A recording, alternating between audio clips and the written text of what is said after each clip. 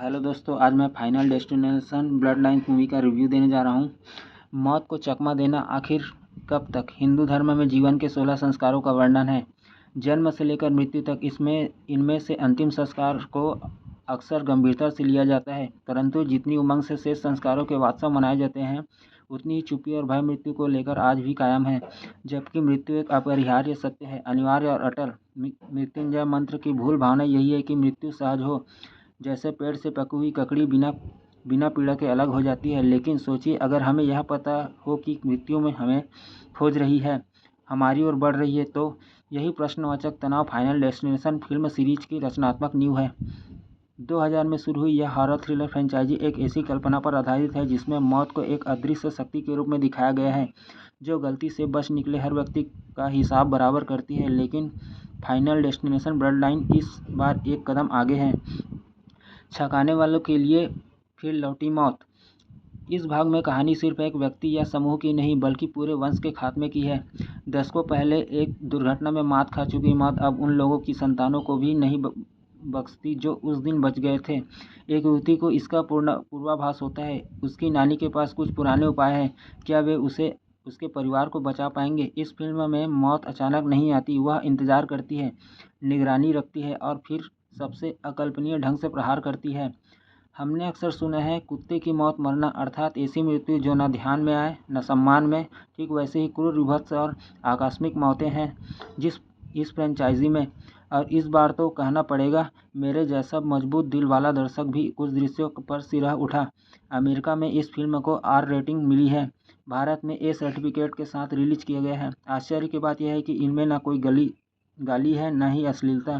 फिर भी पूरी फिल्म अपने लगभग 110 मिनट में दर्शक को पूरी तरह बांध देती है। यदि नाट्यशास्त्र के 9 रसों में वीर, भयानक, रौद्र और विभत्स रस आपकी पसंद कर रहे हैं, जरा भी कमज़ोर हो तो अकेले मत देखिए। 6 दशकों में फैले कहानी की तार। Film Final Destination blood lines की कहानी कोई 6 दशक पहले शुरू होती है, जब एक नए खुले रेस्तरां में एक रूमानी जोड़ा मोहब्बत के कुछ पल एक साथ बिताने पहुंचता है। स्कारव्यू नाम से यह रेस्टोरेंट ज़मीन से सैकड़ों फीट की ऊंचाई पर बना है और यहाँ पहुंची मासूक को आने वाले संकट का एहसास होता है। उसे समझ आता है कि ये पूरा रेस्टोरेंट तबाह होने वाला है, इसमें आग लगने वाली और पूरा रेस्टोरेंट तहस नहस होकर ज़मींदोज़ हो जाने वाला है। फिल्म का ये पहला एक्शन सीक्वेंस ही इतना ज़बरदस्त और रोंगटे खड़े कर देने वाले तरीके से फिल्माया गया है कि आगे की फिल्म का पूरा मूड अपने आप सेट हो जाता है। फाइनल डेस्टिनेशन फ्रेंचाइजी देखते रहे दर्शक समझ जाते हैं कि ये असल में हुआ नहीं है और किसी ने आती हुई मौत का धोखा दे दिया है। लेकिन मौत यहाँ एक नहीं थी, सैकड़ों मौतें होनी थी। ये पूरी समय में उस महिला की नातिन का आ रही है जिसने इस हादसे को होते हुए रोक लिया। नातिन स्कूल हॉस्टल में रहती है और समझ नहीं पा रही ऐसा क्यों। भयानक और विभत्स रस की रसिकों की फिल्म। सपना इतना बुरा है कि देखने वाला भी फिर सो नहीं सकता। हादसा सपना देखने वाली छात्रा की नानी से जुड़ा है। ये थोड़ी छानबीन के बाद सामने आता है। युवती की अपनी नानी से मिलने पहुंच जाती है और वहीं उसके सामने नानी एक भयानक मौत मरती है। Film Final Destination Bloodlines के आगे की कहानी अब सबको पता है। दर्शक जानते हैं कि आगे पूरी फिल्म में अब इस पूरी ब्लड लाइन्स यानी कि पूरे वंश वृक्ष को तहस नहस होना है। जुगुप्सा बस इस बात की रहती है कि ये मौतें कैसे अंजाम दी जाएगी। यही आकर फिल्म नई सदी की बदलती सामाजिक सोच को भी सामने लाती है। अभी रणबीर कपूर की फिल्म एनिमल जब हिट हुई थी तो इस पर बहुत बहस हुई।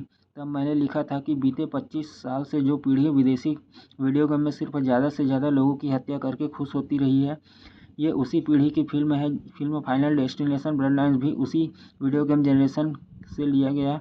फिल्म देखते समय जिस तरह हैरत अंगेज करने वाली मौतों पर युवा दर्शक तालियां बजाते हैं, वह एक पूरी पीढ़ी को बदली हुई सोच का आईना है। एडम स्टीन और जैक लिपोवित्स्की ने बचा ली फ्रेंचाइजी।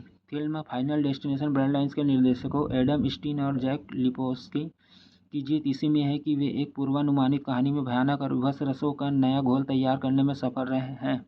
यहाँ मौत चूंकि दिखती नहीं है तो उसका रौद्र रूप भी सामने नहीं आता, लेकिन इन मौतों के दृश्य इतने दिल दहलाने वाले हैं कि फिल्म को अमेरिका के आर रेटिंग मिली है और यहाँ भारत में ए। केवल वयस्कों के लिए वही वाली फिल्म की शौकीन भी ये फिल्म तभी देखने जाएं जब से शैतानी स्तर का खून खराबा देख सकते हो। बड़े शहरों की कूड़ा गलियों में कचरे को प्रेस करके उसकी लुगदी बनाती जाने वाली मशीन में होने वाली मौत या फिर MRI मशीन में जा फंसे युवक के पीछे से व्हीलचेयर का मुड़कर उसके शरीर के पार निकल जाने वाला दृश्य हो, एक आम इंसान की सहनशीलता वाले दृश्य नहीं है।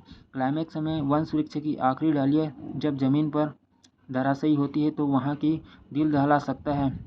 जैक लेपोस्की ने फाइनल डेस्टिनेशन सीरीज को नया जीवन या कहे कि नई मौत दी है। ये मौत सीरीज की पहली फिल्मों से भी ज़्यादा खौफनाक है। इस बार रूप गोल्डबर्ग मशीन की प्रणाली से होने वाली इन अजीबोगरीब मौतों ने ही इस फ्रेंचाइजी को फिर से सिनेमाघरों के में दर्शक खींच लाने लायक बना दिया। इस सीजन में पैसा वसूल फिल्म है।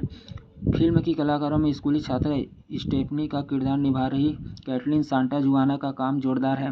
परिवार को बचाने की कोशिश में लगी एक युवती का पूरा मनोविज्ञान कैटलीन ने बहुत ही मार्मिक तरीके से पर्दे पर जिया।